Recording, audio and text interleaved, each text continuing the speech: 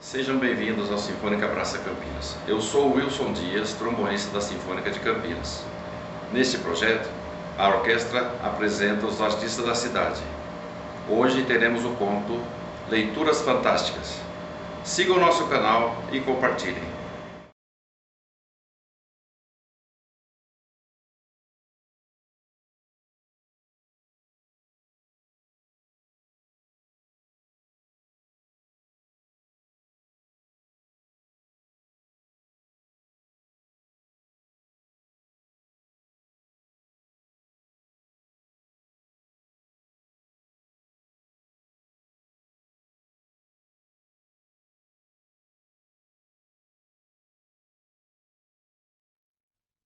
A namorada de Otton achou bacana no começo. Fazia tempo que ela não tinha um amor tranquilo, alguém para não só chamar de seu, mas para salvá-la da vida louca, da agitação das noites sem fim nas piores baladas. Ela o conheceu quando voltava de uma festa, numa manhã de sábado, na padaria da moda, que vende de tudo hoje em dia, inclusive o pão e o leite que estavam nas mãos dele. Os dois se olharam na fila do único caixa aberto, que estava com problemas na máquina registradora. Enquanto a questão não era resolvida, os dois começaram uma conversa que para ela não tinha nexo, mas que ele continuou com uma seriedade e uma serenidade que a pegaram de jeito. Hoje, ela não faz ideia do que falaram, lembra apenas que eram imensos absurdos. Mas Otton a tratou com respeito, o que não acontecia muito. Ele deu o número do telefone residencial e ela só ligou porque estava muito de ressaca para enfrentar uma farra que entrasse domingo afora. Foram ao cinema no final daquela tarde. Jantaram. Depois, transaram na casa dele. E foi assim, bacana, no começo. Quando se viram na semana seguinte, ela percebeu o entusiasmo no rosto dele. E, a princípio, ocorriam-lhe os assuntos mais diversos, por achar que ele se desinteressaria se ela não estivesse a par de todas as novidades, tendências e futuros modismos. Percebeu em poucos dias que Otton gostava de assuntos banais, quase chatos, como as atuações nas novelas da TV, se ia chover ou fazer frio, como estava caro o preço de qualquer coisa ou a quantidade de açúcar no suco natural. Era cansativo. Ela achava que parecia coisa de velho. Otton é nome de velho, ela pensou diversas vezes. O fato é que foi se acostumando à mesmice, à rotina, aos olhos claros e à barba sempre por fazer, a uma vida calma e segura. Ele deu a ela a tranquilidade que procurava desde que saiu da casa dos pais para morar na capital. Ela lhe retribuiu quieta, sem se indispor, dando o carinho que acreditava uma vida tão monótona precisava ter. Não demorou para que oficializassem o namoro e fossem morar no apartamento de Otton. Um bom apartamento, num bom bairro, quase chique e perto de tudo.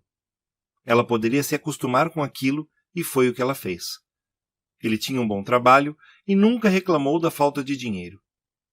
Otton comprava para ela quaisquer coisas que fossem necessárias, mesmo quando não eram realmente uma necessidade. Ele gostava de vê-la feliz. De fato, era isso que acontecia. O sonho dela era encontrar alguém que não chegasse sempre indisposto, reclamão, trazendo os problemas do trabalho para casa. Algumas vezes perguntou a Otton sobre o emprego dele.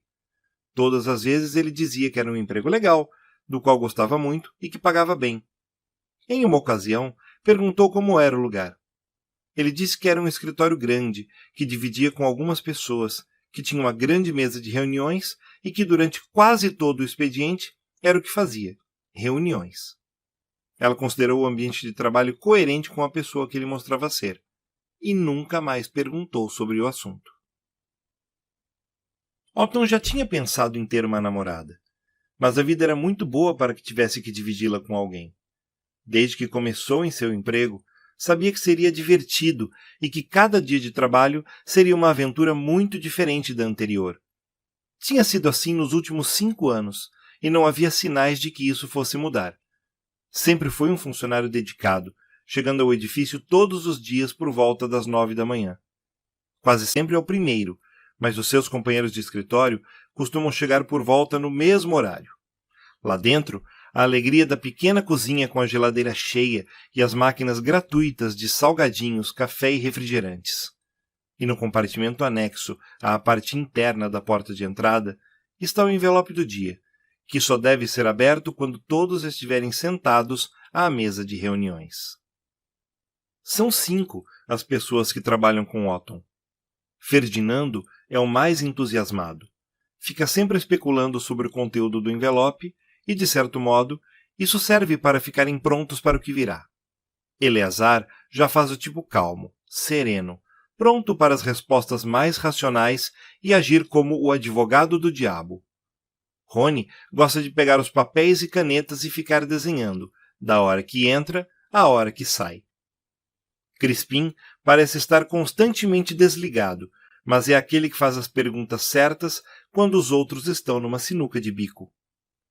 No bar, mora muito longe, costuma ser o último a chegar e é especialista em dizer o óbvio, principalmente quando ninguém está vendo aquilo que salta aos olhos. Todos os 5 gostam que Otton abra o envelope, porque ele nunca deixa passar uma piada em branco, e como todos eles sabem, Otton é o palhaço do escritório de design probabilístico. A agência de empregos que o selecionou nunca foi clara a respeito de quem seria o contratante do grupo. Disse apenas que era uma empresa do setor de criação, líder em seu ramo de trabalho. Todos os salários e benefícios são pagos pela própria agência, que insiste na privacidade do contratante, segundo ela, por questões de sigilo profissional. No começo, todos ficaram incomodados, à exceção de Rony, que costumava dizer que o salário é bom demais para ser questionado. Em alguns meses, ninguém mais estranhava coisa alguma em relação ao emprego. De fato, não entendem a utilidade prática do que estão fazendo. Apesar de parecer inútil, o trabalho é intrigante demais para desistir dele. Todos querem ver no que aquilo tudo vai dar. Por isso, nenhum deles jamais faltou ao trabalho. Suas férias são simultâneas e por todo o mês de julho mantém o escritório longe da vista e dos pensamentos. Dentro do pequeno envelope pardo há sempre uma pergunta simples. A função do escritório de design probabilístico é responder a ela. Mas o trabalho não é tão fácil, porque por trás dessa questão sempre existem outras. E tudo precisa ser respondido até às 5 horas da tarde, quando invariavelmente um mensageiro bate à porta esperando pelos envelopes do dia. Uma jornada normal de trabalho chega a render quase 50 folhas de notas, escritas e desenhadas. Também há as câmeras, para registrar todos os movimentos do escritório, que precisa ser abandonado pontualmente às 6 da tarde. O grande relógio digital, em fósforo âmbar, acima da porta de entrada, fica desligado até faltarem 10 minutos para a passagem do mensageiro, e, às 5 para 6, ele começa a piscar de modo intermitente e a emitir um ruído irritante, que anuncia o fim do expediente. Nenhum tipo de distração é permitido dentro do escritório. Celulares, tablets, computadores pessoais, jogos eletrônicos e mesmo relógios, revistas, livros e jornais não podem ser levados. A única ferramenta de trabalho de que precisam, além de papéis, canetas e materiais de escritório, é a própria mente. É o método que o empregador utiliza para manter as proposições feitas afastadas o máximo possível de influências externas, o que invalidaria todo o processo de elaboração de respostas a ser produzido diariamente. Isso é o mais importante no escritório: estruturar o procedimento de análises que levam à visualização do desenho das redes probabilísticas, que culminam em uma solução final para o problema apresentado. Cada um desses designs é original, e é justamente a busca pela unicidade diária que fez com que esta equipe, dentre tantas combinações possíveis, fosse a selecionada para um emprego tão específico. Otton tem um caderno de anotações em sua casa, no qual escreve todas as perguntas que já foram apresentadas ao escritório. Mantém-no em segredo. Não sabe se isso violaria alguma norma contratual. Ele gosta muito de algumas questões e as marca com um asterisco. E se o Copec fosse atualmente a moeda mundial? Para que a China utilizará as imensas estruturas aparentemente irregulares entre si construídas em seus desertos? E se um cubo caísse no meio do maior parque da capital federal? Quais personalidades precisariam morrer para o planeta não enfrentar uma guerra mundial até o final do ano? Por que telenovelas reprisadas no período da tarde têm audiência? E se pessoas virtuais estivessem nas ruas? Quais as consequências da imunização da população mundial contra o bocejo? E se existissem civilizações nos átomos? E se os gatos nunca mais caíssem de pé? Essas, entre muitas outras. É um jeito de encerrar o dia de labor e descansar. Ser rotineiro e pouco criativo fora do trabalho lhe parece o modo mais lógico de repor as energias para o dia seguinte. É o que Otton faz. E fica feliz de sua namorada não se incomodar com isso. A vida parece então perfeita para ele, que dorme tranquilo todas as noites, após assistir a um episódio aleatório de um seriado qualquer. Desta vez, como nas outras vezes, Otton abre o envelope. Todos tinham tomado seu café da manhã e Rony já espalha suas dezenas de canetas coloridas pela mesa. Ferdinando estala os dedos, como gosta de fazer. No bar, olha para Crispim, esperando o que virá. Otton puxa o papel branco, impresso em letras grandes, parecido com os cartões usados por apresentadores de TV. Ele faz uma cara estranha, e todos estranham que não tenha vindo um trocadilho infame ou uma piada habitual. Ao invés de ler o papel, ele o coloca no meio da mesa, para que todos vejam o que está escrito. O que é o escritório de design probabilístico? E aí, respondemos perguntas, não é? Tá, no bar. É isso que a gente faz, mas para quê? Ou para quem? Disse Otton, sem ser muito engraçado. É como eu sempre digo, caras, aqui eles pagam tudo direitinho. É só responder as perguntas e aí é grana em caixa. O que eles vão fazer com o que a gente responde? É um punhado de inutilidades. Uma parte é, Rony. Mas e as perguntas que envolvem economia, política, geografia, segurança mundial, até exploração espacial? Vai dizer que você não acha nem um pouco estranho? Assim, Crispim, é um trampo esquisito. E a gente responde perguntas bizarras, mas eu não me incomodo nem um pouco, sabe? Eu chego em casa, tenho tudo que eu quero e até o que eu não quero. Antes de trabalhar aqui no escritório, eu tava na pior, sabe? Desempregado fazia anos, vivendo só de bico. Não vou ficar encanando sobre o que é ou o que não é esse emprego. Certo, entendemos o seu ponto, Rony. O caso é que temos uma pergunta que precisa ser respondida. Tudo o que precisamos fazer é tratá-la do mesmo jeito que tratamos as outras. Nando, abre uma lista aí. Vamos levantar as possibilidades. Daí trabalhamos em cima delas. Não é melhor assim? Eleazar, como de costume, faz com que todos entendam que é mais uma pergunta rotineira e especulativa em seu trabalho rotineiro e especulativo. Talvez com um caráter um pouco mais pessoal e com uma premissa bem menos humorada. Ainda assim, apenas um exercício criativo que, desta vez, envolve pessoas muito próximas. Os 6, então, começam a trabalhar e elaboram a primeira lista, que abre sempre os trabalhos diários do escritório. Responder, do modo mais direto possível, a indagação proposta.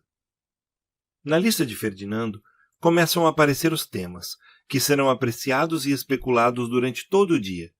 No topo da lista, uma resposta direta à pergunta, sem qualquer questionamento, como poderá ser vista por um observador externo.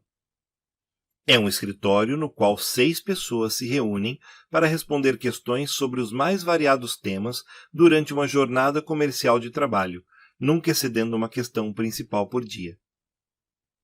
Após todos concordarem com essa resposta, cria-se uma lista, logo abaixo, na qual hipóteses são listadas. Eles começam com as divertidas. É sempre melhor começar assim. O grupo atua como se fosse um dia normal de trabalho. Porém, enquanto discutem se o escritório tem como chefe um cineasta decadente em busca de novíssimas ideias ou uma agência de publicidade multinacional que os usa para criar conceitos diferenciados para o mercado publicitário mundial, cada um deles parece tentar esmiuçar as variantes para não chegar às outras hipóteses. As sérias.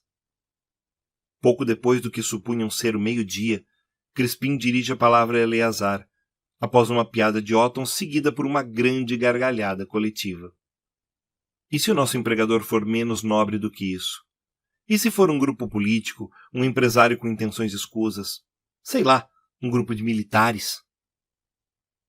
Ou um grupo terrorista? Ninguém falou nada. Ferdinando continuou a anotar. Apenas os dois continuaram. Tá, Eli. Acho que é nisso que ninguém aqui queria chegar. Mas e se for? O que a gente está fazendo vai ajudar em quê? Um grupo terrorista, militares ou gente corrupta? Você sabe que tudo que a gente imaginou aqui pode ser extrapolado para situações similares. Tem aquela história do cubo, por exemplo. E se fosse uma nova arma, jogada no meio de uma grande cidade? Foi mesmo ideia sua na época, lembra? Não só isso. Sei que ninguém aqui entende muito de economia, mas muitas coisas que já pensamos geraram suposições que mexeriam com a estrutura do comércio mundial. Se for um grupo poderoso, pode criar muito bem as condições para manipular diversas variáveis, resultando em cenários similares aos que desenvolvemos. Como naquela vez em que Otton sugeriu que o conceito de um produto e não um produto de verdade contaminasse o mundo de modo que a população ficasse tão apegada ao conceito que não poderia mais viver sem ele. Na verdade, disse Otton, tirei a ideia de algum gibi que eu li faz tempo. Rony, que estava rabiscando um soldado e um cogumelo nuclear, toma a palavra sem tirar os olhos do papel. É o seguinte, Chris. Até a coisa mais inocente que a gente tenha pensado pode ser distorcida. Eu lembro de um papo que rolou no primeiro mês de trabalho, quando ainda conversava sobre o que estava fazendo nessa bagaça. Você disse que a gente tinha que detalhar algumas coisas porque não dava para pressupor que os leitores do que era criado nessa sala teriam os mesmos referenciais. Mesmo entre nós 6, as referências são bem diferentes, mas esse grupo é pequeno e podemos nos entender rapidamente. Escutem o que eu estou dizendo. É meio paranoia ficar pensando no empregador. Mas ele é o mais importante, disse no bar. Não, cara, não é. Sabe o porquê? É que esses grupos todos podem ser subdivididos em tantos outros grupos e facções que daria para perder dias nisso. E cada um desses subgrupos poderia ser tão diferente de todos os demais que qualquer coisa que fosse pensada poderia ser um desvio tremendo da pergunta original. E a gente tem que encontrar pelo menos uma resposta adequada para ela. Mas nós já temos, insiste no bar. Não, a gente tem uma descrição do escritório, mas não é uma resposta. Porque está meio na cara que a gente trabalha aqui há 5 anos por algum motivo. Achando esse motivo, a resposta aparece, sem a necessidade de alguém se preocupar com quem paga o salário. Sacaram? Mas tudo são teorias. É, Nando, mas pelo menos serão boas teorias. O que vocês acham? Os 6 acabam concordando que essa mudança de rumo da discussão dará frutos mais objetivos. Isso pode ser um experimento. Como assim, Nando? Tipo reality show, saca? Só que um pouco mais sério. Imagina só, 6 caras que não estão trancados e que podem ir e vir quando quiserem, menos no horário de trabalho, porque nesse período não podem ter contato com o mundo exterior. Ficam respondendo a uma pergunta o dia todo e durante esse tempo alguém está estudando o comportamento deles, apenas observando o que vai acontecer, para que em horas como esta, exatamente como esta, comece a obter os resultados pretendidos. Tudo muito psicológico. Pode ser isso mesmo, mas diferente, diz Eleazar.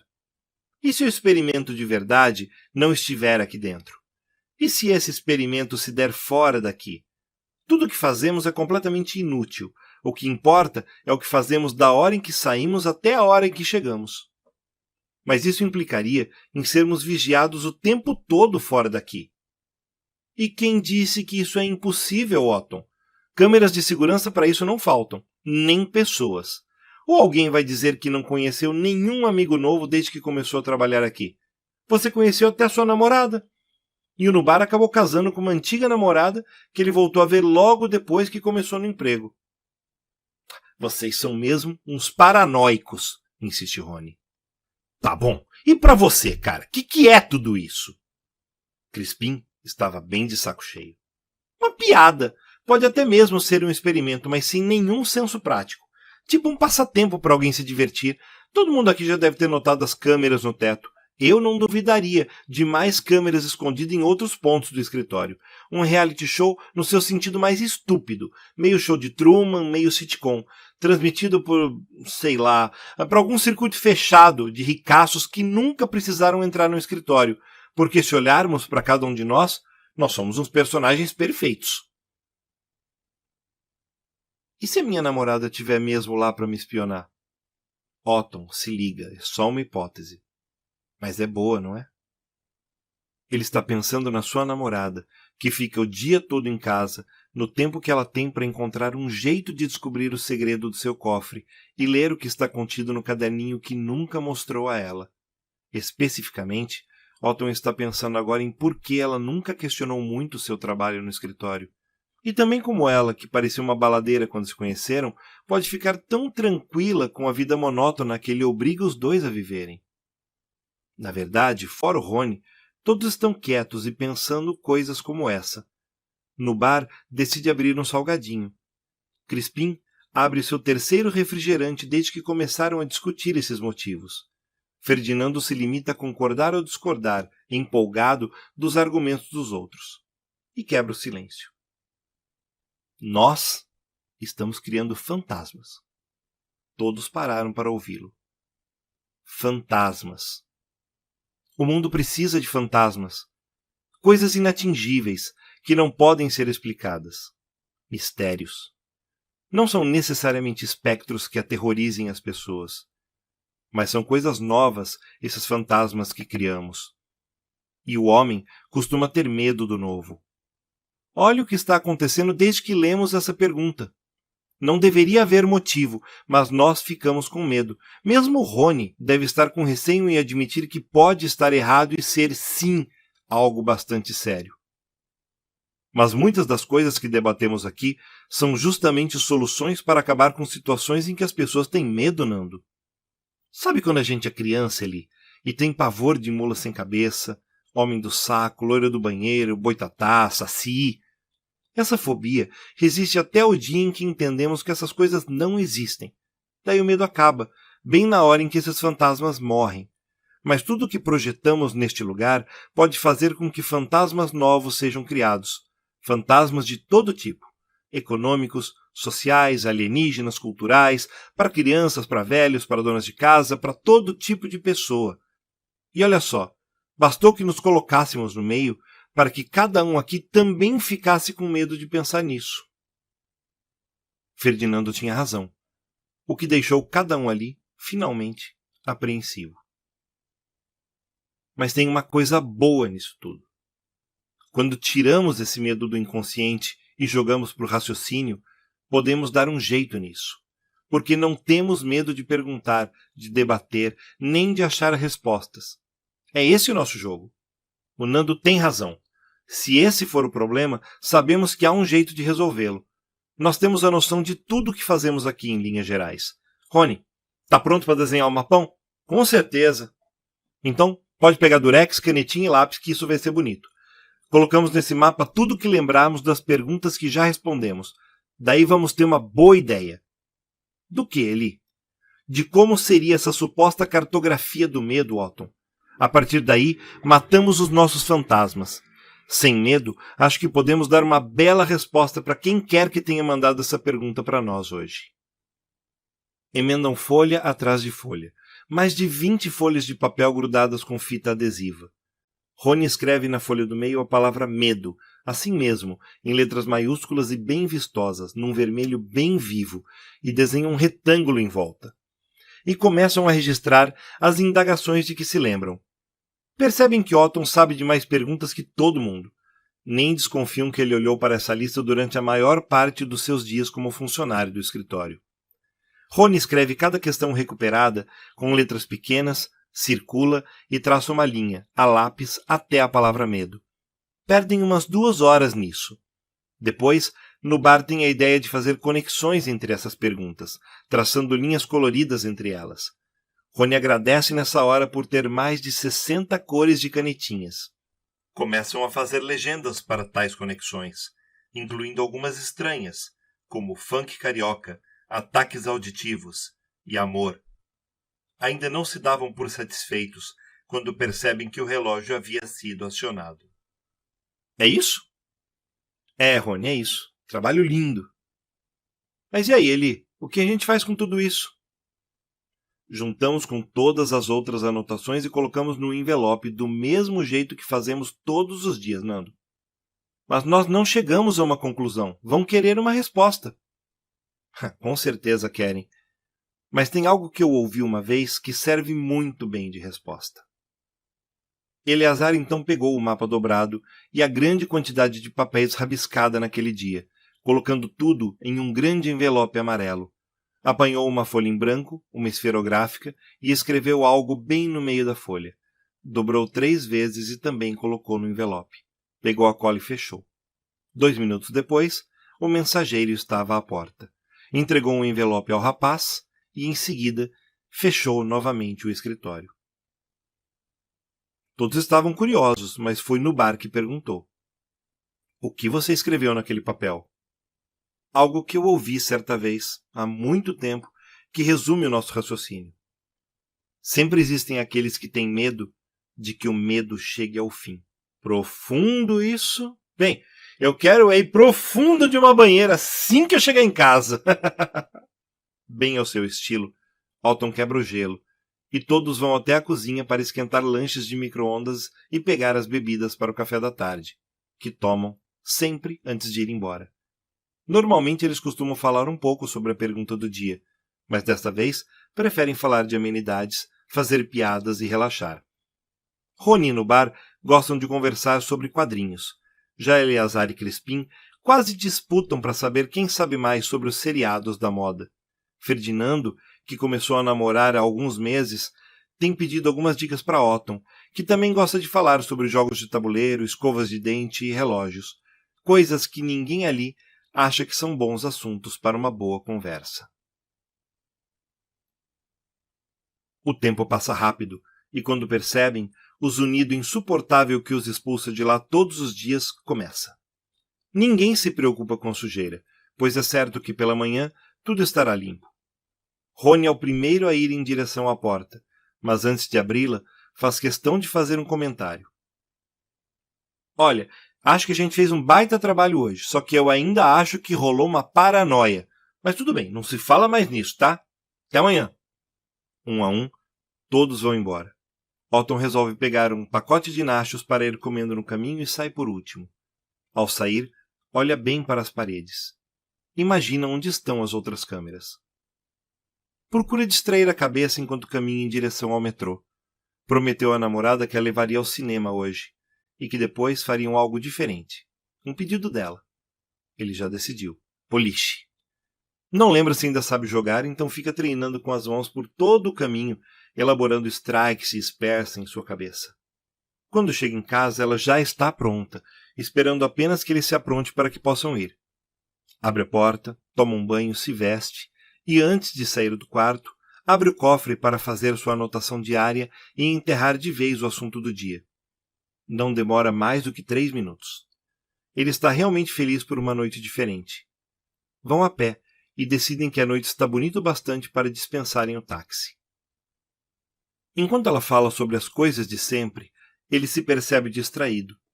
Está prestando atenção, mas não muita. A cada prédio que passam, a cada semáforo ao largo, ele procura as câmeras de vigilância. Evita olhar diretamente para elas. Pensa que todas elas estão lá por causa do medo, da sensação de insegurança que tomou o mundo há algumas décadas.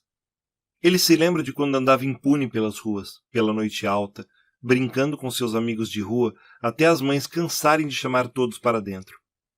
E se lembra bem de quando podia retirar dinheiro nos caixas eletrônicos às 3 da manhã, ficar batendo papo numa roda de amigos numa praça erma até o amanhecer e usar um bom relógio de pulso a qualquer momento que desejasse.